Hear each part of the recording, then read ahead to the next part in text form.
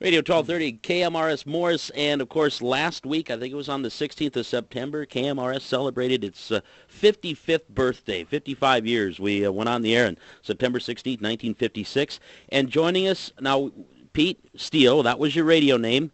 What, were you the second person hired here at the radio station? Yes, I was the second person, and they hired me for both sales and announcing. Okay, and who was number one? Was it Paul or Paul Hedberg? Paul Stack. Okay, what was his Paul's? Yeah, Paul Stack. Paul Stack. So just remembering back in those days, Pete, what was radio like back in the late '50s? Well, it was kind of hit and miss most of the time. Mm-hmm. My job was announcing, sales, and just about sweeping out the building and anything else that came along.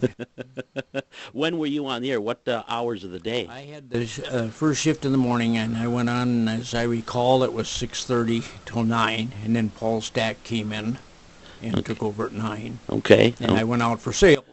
Well, we was on the air. We're out for sales. That was so we could eat. Yeah, there you go. That was the story. You were going for sales, but you're eating. Because now I'm on at 5:30 in the morning, so I start the day here. But I don't go and sell when I'm done.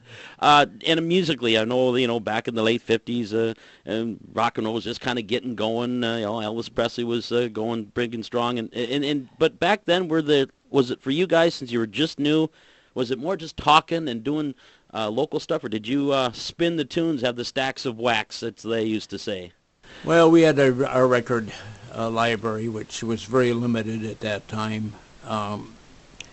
Actually, we were pretty much set on the time, and if you were due off at 9, you slid out the door. And you said you just came back to just see how Morris looks. How does it look since the last time you saw her? Morris looks good. It's some of the towns west of here that are really hurting. Because you're now in Fridley, Minnesota. Yes, I'm in Fridley. How long have you been there? Oh, boy. Since you've left here? Since we left here. Okay. No, I went to Brainerd. Okay.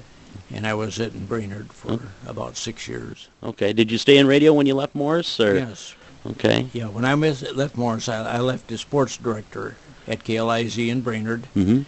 And I did mostly sports and newscasts. Mm-hmm. Did you do sports here at KMRS? No. Okay. We had very little. Sure. I think we had one baseball game that I can remember announcing sitting in the stands. Yeah, the University of Minnesota wasn't, UMM wasn't there yet. It was still an agricultural school, wasn't it? Yes, it was the agricultural school. Okay. Boy, it's really changed. We drove by there.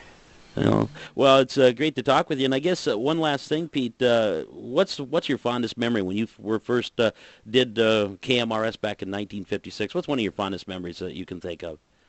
Well, the reception, I think, that we got here at first. Other than that, I don't know. Everybody who worked for the station was comparatively new. Okay. They're just getting into radio for the first time. We're getting into radio for the first time. Cliff Hedberg, this was his first radio station.